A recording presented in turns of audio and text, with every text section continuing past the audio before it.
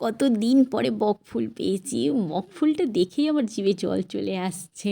বকফুলগুলোকে প্রথমে ভালো করে ধুয়ে নিয়েছি, তারপর বকফুলের ভেতরে যে এই যে শক্ত লম্বা ডাঁটার মতো অংশটা দেখছো, এটা ফেলে দিতে হবে। এরপরে এটাকে আমি বেসন দিয়ে ভাজবো। বেসন দিয়ে ভাজার জন্য একটা বেসনের ব্যাটার তৈরি করে নিতে হবে। কিছুটা তাতে বেসন, কিছুটা কর্নফ্লাওয়ার, যাতে মুচমুচে হয় তার জন্য। তোমরা এটা চাইলে স্কিপও করতে পারো।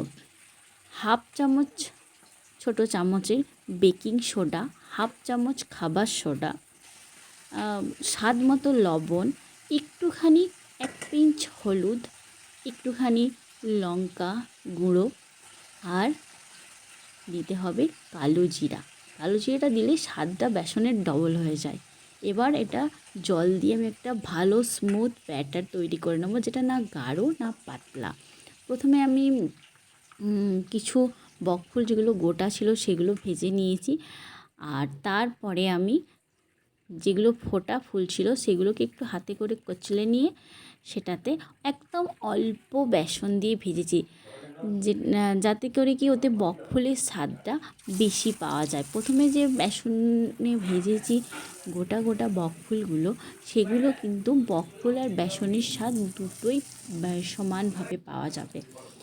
কিন্তু লাস্টে যে আমি কচলে নিয়ে বকফুলটা ভাজলাম, ওটাতে বকফুলের স্বাদটা বেশি পাওয়া যাবে বেসনের তুলনায়। কারণ বেসন ওখানে নামমাত্র দেওয়া আছে যাতে বড়াটা উঠে যায়, সেই জন্য।